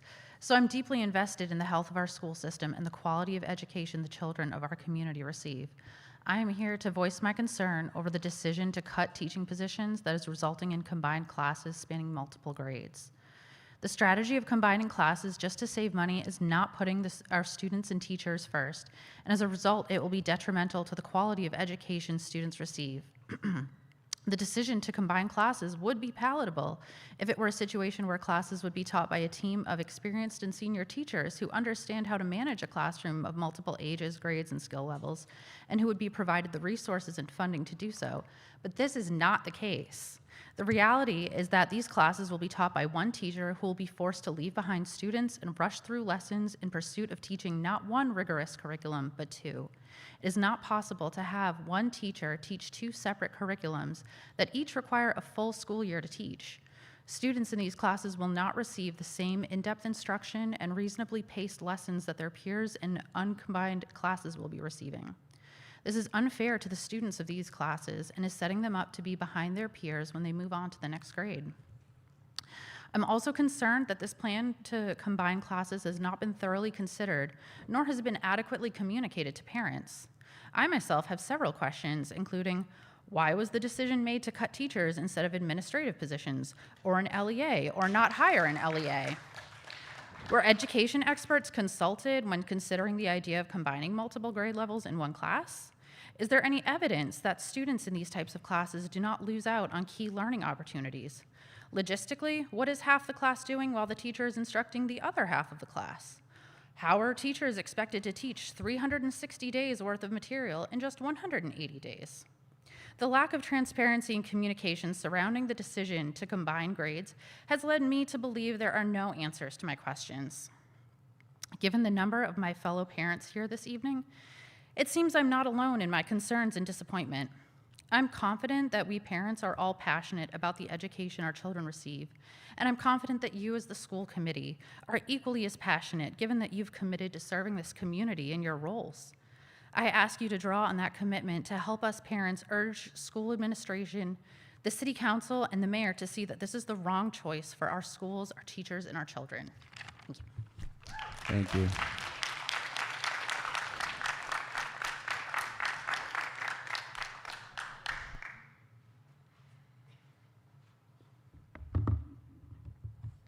Good evening. My name is Jennifer Reynolds. Along with many other parents present tonight, I am the parent of a current first grade student at Sherman Elementary. While this particular group of students has required 3 kindergarten classrooms and 3 first grade classrooms, it has been brought to our attention that next year there will be 2 second grade classrooms and 1 classroom that will combine first and second grade students. Not only is this a great disservice to the students, it is creating near impossible expectations for the teacher of the mixed grade classroom. A mixed first and second grade classroom will have students who are newly 6 years old combined with students who are 8 years old. 6-year-old students have very different educational, emotional, and behavioral needs than 8-year-old students. Warwick Public Schools prides itself on its rigorous elementary ELA program, which is difficult for a teacher to properly teach to a classroom with 1 grade level and will be nearly impossible for one teacher to properly teach to 2 separate grade levels in 1 classroom. The teacher of this classroom will have to teach 2 versions of math, 2 versions of ELA, 2 versions of science, and 2 versions of social studies. Because of this, the students in this classroom will have fewer hours of instruction over the course of the academic year, which will put them behind grade level expectations and will affect their education for the rest of their lives. The teacher of the mixed grade classroom will have to prepare 2 different lessons, ensuring that the lessons meet the needs of very diverse learners, both age-wise and skill-wise. Some of the second grade students may have already mastered a lesson, which could lead to boredom and classroom disruption, interrupting the learning of other students. Some students may not be able to work through a lesson independently while the teacher teaches the other grade, which could lead to those students falling behind academically or disrupting the rest of the class. Overall, a mixed grade classroom is a lose-lose situation. The students will lose out on valuable and critical learning opportunities, and the teacher will lose out on an opportunity to properly teach a full and appropriate curriculum to either a first or second grade classroom. We've also learned that the full-time math interventionist position at Sherman is being eliminated and will be replaced by a part-time interventionist to be shared by at least 2 elementary schools. The current interventionist serves not only those students who need extra help in achieving grade level math goals, but also those students, like a group of first grade boys who are performing well above grade level in math. A part-time interventionist will likely only have the opportunity 30 seconds. to help those students who are struggling in math, which means that the advanced students will no longer receive the enrichment that they deserve. Essentially, the gifted math students at Sherman and other city elementary schools will be punished for having advanced math skills. Eliminating this position does nothing to help Warwick students and will ultimately only serve to hurt the students of our elementary schools. Thank you. Thank you.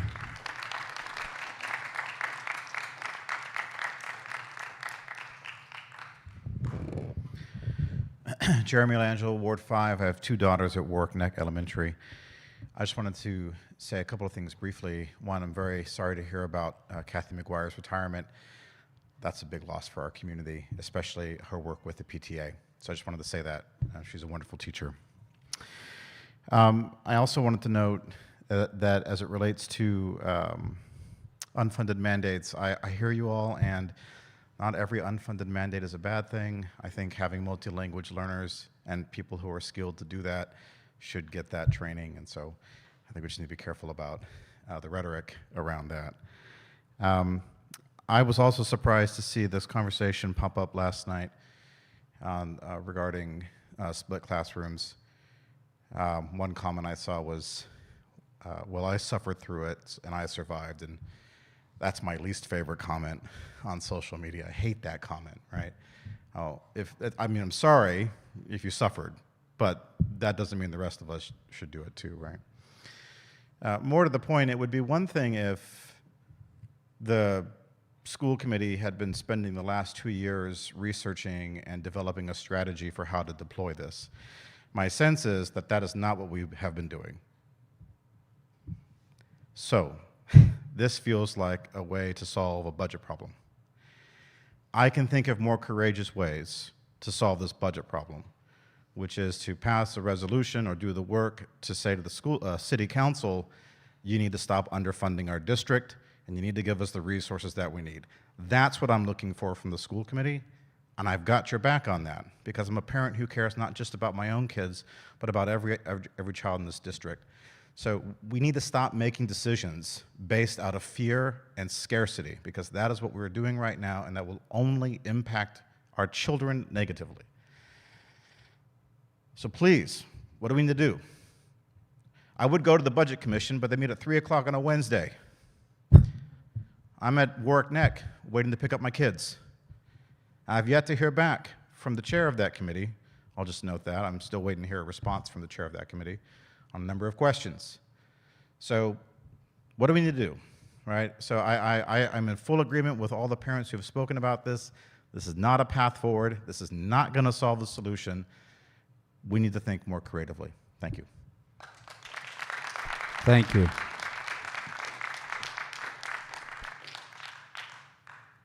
Good evening. I'm Lydia McDowell again. I've been a teacher in Warwick for 16 years. I'm currently teaching the entire French program at Tollgate. I have a similar argument to what's been stated so far. I'm here to speak about the elimination of the Italian teacher at Tollgate. I understand that this upcoming year has the school department facing many difficult decisions financially. However, I urge you to reconsider this particular decision. I know you do not make those types of decisions, but if you could help us further our cause. Before I truly begin, I would like to share my 2025-2026 schedule that was left in my mailbox the other day. Period 1, Italian 3 honors, Italian 4, and Italian 5. Period 2, French 2 honors, and French 2. Period 3, Italian 2 and 2 honors. Period 4, French 1. Period 6, French 3, 3 honors, 4 honors, and 5 honors. I understand that there is an issue running smaller classes, but it would be necessary for French and Italian students to be successful in their respective programs. The schedule is essentially treating our students as numbers rather than scholars in whose futures we are invested. With the new schools and a modern learning environment and the vision of a graduate, how can we stand by these decisions? On a personal note, besides going against contract language of having fair and equitable scheduling, this scheduling is insulting and impossible. Where would I begin? I consider myself to be good at differentiation, but still, I am only one person. I've taught combined levels before, and it is not fair to students or to the teacher. The students do not get enough instruction time. There is more time correcting student behavior and off-task behavior, and it is impossible to teach the curriculum to different levels at the same time. We, as a language department, have been working the past few years to align the curriculum and our classes with those at Pilgrim. The next step is to create common exams that will be given level-wise across the city. If my students have a maximum of half the instruction time of those at Pilgrim, how can they be expected to succeed on such exams? What is being offered at Pilgrim is supposed to be offered at Tollgate, and that is clearly not happening. This past year, the decision was made by RIDE to make language a graduation requirement.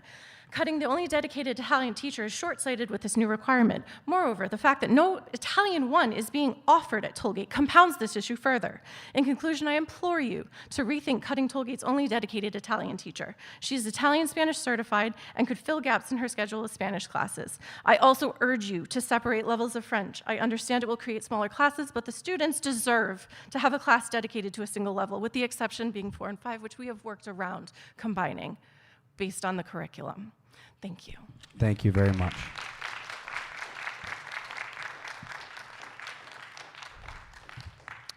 Good evening, members of the committee. My name's Jody Medeiros, and I come before you tonight not only as a parent of an incoming Sherman kindergartner in the fall, but a current 4th grade student at Sherman. Also as an elementary school teacher in this district for over 14 years. And thirdly, as a product of a split-level classroom at Holloman in the 80s. And what I remember most is a lot of downtime and a lot of paperwork. A lot of independent learning.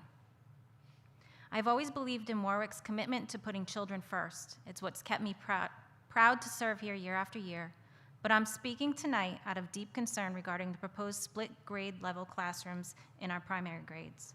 Whether it's kindergarten and 1st grade or any combination of grades across the early elementary years, these are foundational times in a child's development.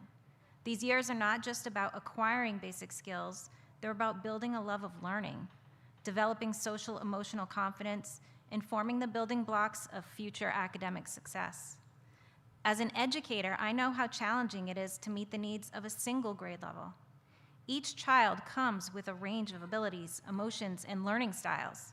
Asking one teacher to meet the developmental, academic, and behavioral needs of 2 distinctly different grade levels, especially in the earliest grades, is not just a logistical challenge, it risks compromising the quality of education we can provide.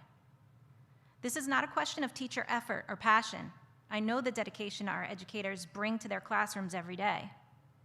But we must acknowledge that the structure of a classroom directly impacts what we are able to give our students.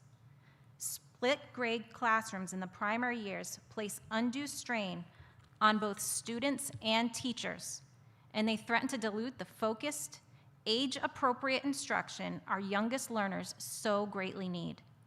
We owe it to every child to begin their educational journey with the strongest, most supportive foundation possible. A split grade structure, especially in the early elementary years, makes that promise harder to fulfill. Please reconsider this approach. Let's ensure our youngest students receive the time, attention, and environment they truly need to thrive, and give our teachers the resources and structure to help them do so. Thank you. Thank you.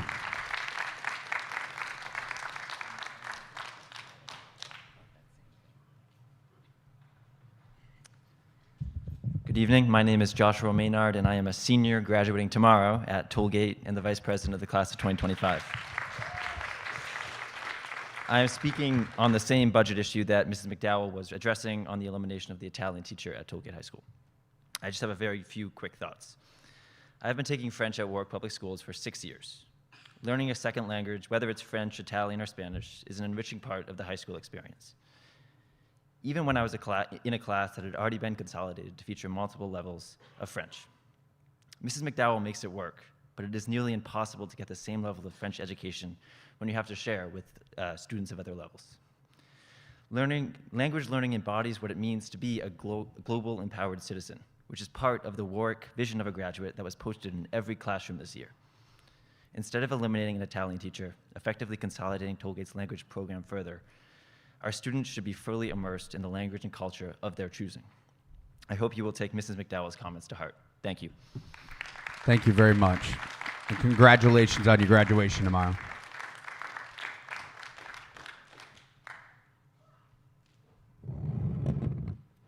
Hi, everyone. Mary Townsend, special ed teacher assistant, Wise Union president. I'd like to applaud that young man for getting up here and speaking up on behalf of his teacher and on behalf of his thoughts. Nice job. I'm actually going to switch gears before we leave tonight and remind everyone, as you're talking about when Ms. Hazelwood talked about how appalling it is that passenger cars or any kind of vehicles are passing any school buses, not just our school buses. But I want you all to keep in mind, I hope that people think about supporting a resolution that would prevent passenger vehicles of any kind from passing our school buses in school parking lots and on private property. Because we worked in ESY last summer, and it actually was a police officer who went flying by a school bus, unloading a minibus in front of Vets High School. I know that was brought up at the police station by one of the teachers. A lot of things were said. She was a school resource officer. So if she didn't have to pay any fine, I don't know who should. I could never let that go. Coming up into ESY and hearing you talk about that, but I think it's critical that we support something that advocates for, you can't pass a school bus anywhere. It doesn't matter where they are, unless they're pulled into a driveway. I don't know what else to say. I hope that you guys, think about that. And thank you. Good night. Thank you, Ms. Townsend. Good evening. My name is Caitlin Greeley, and I am the mother of 3 children who are students at Wyman Elementary School and Warwick Early Learning Center. You may have received the email that I sent earlier today. I am speaking on behalf of several concerned Wyman parents and community members regarding the proposed implementation of split-level classrooms. We respectfully urge you to assist in finding an alternative to this budgetary solution. Based on our understanding and observations, split-level classrooms do not serve the best interests of our students academically, socially, or developmentally.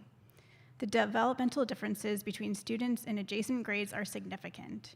Expectations for cognitive ability, emotional maturity, and academic performance vary greatly even within a single grade level, and combining 2 grades only widens that gap. Teachers, no matter how dedicated, face an uphill battle trying to deliver differentiated instruction to 2 distinct curricula simultaneously. This inevitably reduces the amount of individual attention and support each student receives. Furthermore, research has shown that mixed grade classrooms can lead to increased stress for educators and inconsistent academic outcomes for students, particularly when the structure is not voluntary or designed with intentional curriculum integration. In most cases, especially when driven by necessity rather than educational philosophy, this model compromises both academic rigor and classroom cohesion. We understand that the school system must often make difficult choices with limited resources. However, we believe that there are more equitable and pedagogically sound ways to address enrollment or staffing challenges without sacrificing the quality of our children's education. We respectfully request that the school committee engage with the city, school department, and community stakeholders to find alternative solutions, whether through increased funding, flexible staffing models, or revised enrollment policies, to ensure that every student receives the focused, grade-appropriate instruction they deserve. Thank you. Thank you.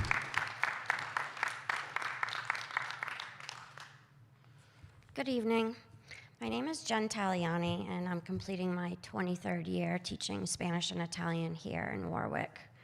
The past 2 years, I'm at Winman. Before that, I was at Tollgate, serving the last 10 years there as department chair of modern world languages.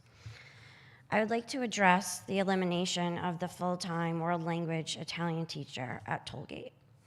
As a result of this elimination, our phenomenal French teacher, Mrs. McDowell, is expected to teach a 5-period schedule with combined classes of, as she said, Italian 2, 2 honors, 3 honors, 4 honors, and 5, and the full French program, 1, 2, 2 honors, 3, 3 honors, 4 honors, and 5 honors.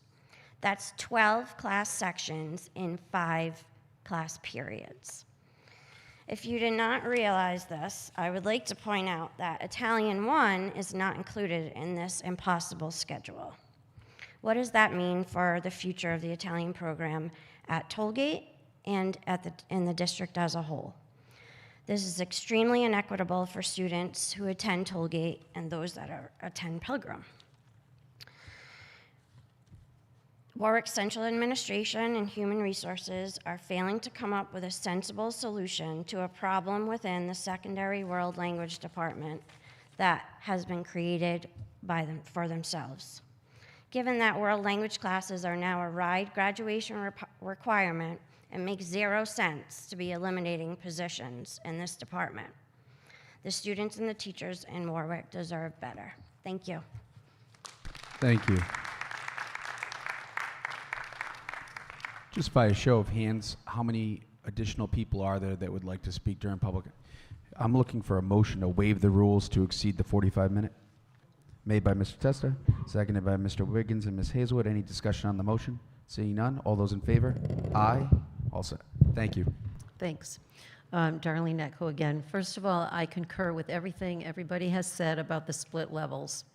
And I just want to add, because there's some misconception out there that the teachers' CBA, which is between the WTU and the school committee, the collective bargaining agreement, has something to do with the split levels. It has nothing to do with the split levels. There is nothing contractual that requires you to do split levels. So I want that misconception dispelled right now. And I'm not going to repeat everything everybody said about the split levels. I do want to make some comments about this cut Italian position, because once you cut something, you never get it back. For example, we once had ALAP. That was the Elementary Enrichment Gifted Program. We once had elementary guidance, elementary science. We once had family and consumer science. We once had marine environmental. Last year, we lost the only teacher of business at VETS, so now VETS children don't have the business opportunity that Windman children have. And now you're about to kill the Italian program. That is outrageous. As the previous speaker said, it is now a graduation requirement that students take 2 full years of a language. Warwick has always prided itself on its language studies. I remember when I was a child, they offered French in elementary school. I mean, Tollgate used to have German and Latin back in the day. We're down to the 3 Romance languages. You cannot cut Italian. It is insane. And the fact that there's no Italian 1 being offered, when I know for a fact that children had signed up for it and that Mrs. Taliani had recommended 2 of the 8th graders moving to 9th grade to take Italian 1, why is Italian 1 not even mentioned in that ridiculous schedule, that asinine schedule that Lydia got in her box? Outrageous. Italian and French 1, 2, and 3 need to be separate classes. And I explained this to various people. 4 and 5 have always been combined. At the very least, if you count 1, 2, and 3 as separate classes, and then 4 and 5 as one class, you might be able to get away with a full-time French and a 3/5 Italian. But since that Italian teacher that we currently have at Tollgate is Italian and Spanish certified, she can have a full schedule of Italian and Spanish. And by the way, when it comes time to try to add more foreign language teachers, because you need to do it to fulfill this state requirement, you're not going to be able to find them. So don't cut them now. And I would say to everybody, you know, the others have mentioned that stupid budget commission that meets at 3 o'clock on a Wednesday. Here, you go to them, look what we're being forced to do, splits and cutting programs. The city needs to fund us properly, and I've talked about that numerous times. Thank you, And just one more, congratulations to Mr. McCaffrey. I look forward to working with you as we've worked in the past, and I'm hoping that you will rectify these problems post haste. Thank you. Thank you, Ms. Netco.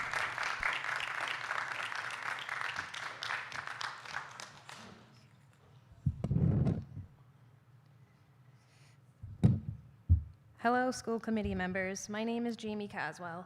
I have a daughter going to 2nd grade in the fall at Sherman Elementary School. I am here tonight in opposition of the proposed split classrooms that will go into effect this upcoming school year. Classrooms as they are, plus the mandated curriculum, is tough enough. On top of that, dealing with difficult behaviors which can hinder the learning process for other students by constant disruptions in the classroom becomes time-consuming for the teachers who have to pause in order to regain control of their classrooms. My daughter experienced this during this school year, and it has been very upsetting for her. I cannot see her having to deal with it for another school year, plus an additional X amount of children who will not only be in her classroom, but learning an entirely different curriculum. The age groups being considered are too young, and this will be very confusing for most, if not all, of the children. In conclusion, I cannot see how implementing split classrooms, especially in this day and age, is even being considered. I also wanted to speak to you tonight in regards of my daughter's current teacher and her being laid off next year. Her name is Annie Mendillo. She is amazing. She loves being the children's teacher. She shows up. She cares so much. She has wonderful relationships with each student. Every day at pickup, many of the children give her a hug before they run back to their families. Her face lights up every time this happens. She is a very sweet young teacher who is more than capable of doing many great things for not just this district, but also our children. She is the type of teacher every parent wants for their children. It is my hope that her being laid off is highly reconsidered. She is a light at my daughter's elementary school, and to not have her there anymore would be a terrible loss. So I just ask whoever is in charge of that to please reconsider and please keep Annie Mandillo. Thank you. Thank you.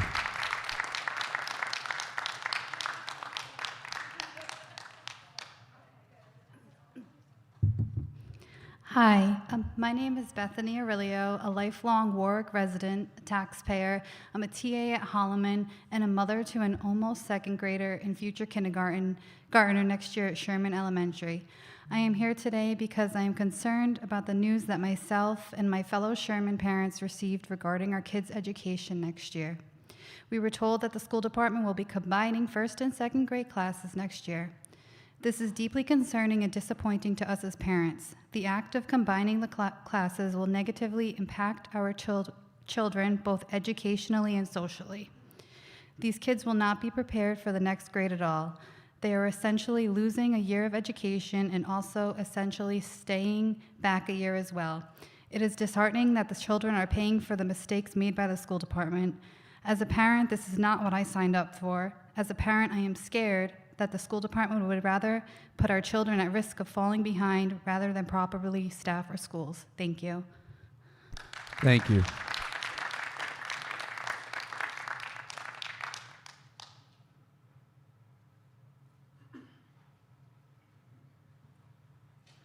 Good evening. Tony Grelling, elementary music for 27 years, and also the itinerant rep on the Teachers Union Executive Board. I'm here tonight just to ask the administration and the school committee to please work together to find a solution that doesn't involve split classes for next year. Speaking for itinerants especially, we rely a lot on large group instruction, seeing kids once a week, just 45 minutes at a time. And we can't teach two different curricula at the same time in that kind of time frame.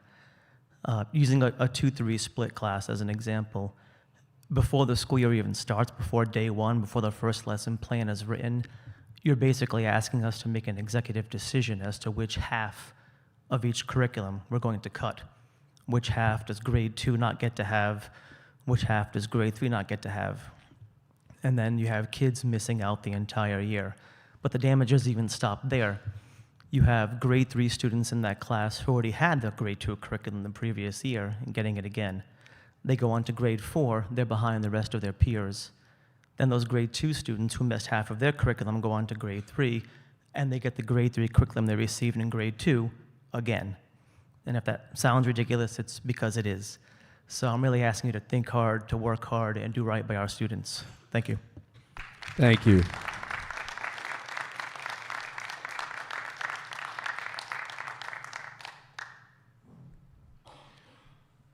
Are there any other members of the public wishing to comment? Any other members of the public wishing to comment? Still no, Jacob. Any other members of the public wishing to comment? Seeing none, before we adjourn tonight, I just wanted to take a moment and to congratulate Ms. Patty Cousineau. I believe this is your last school committee meeting. Is that accurate? So on behalf of the school committee, we thank you for everything that you've done, everything that you've brought to this district. Enjoy your free second Tuesday nights of each month now, moving forward. Hope you tune in and watch from home. It's good stuff.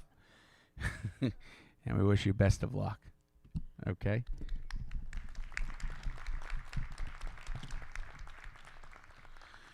Future meetings. The building committee meeting is scheduled for Tuesday, July 8th, 2025 at 7:30 a.m. The next monthly school committee meeting is scheduled for Tuesday, July 8th, 2025 at 6:30 p.m. The next policy subcommittee meeting is scheduled for Tuesday, August 5th, 2025 at 4:30 p.m.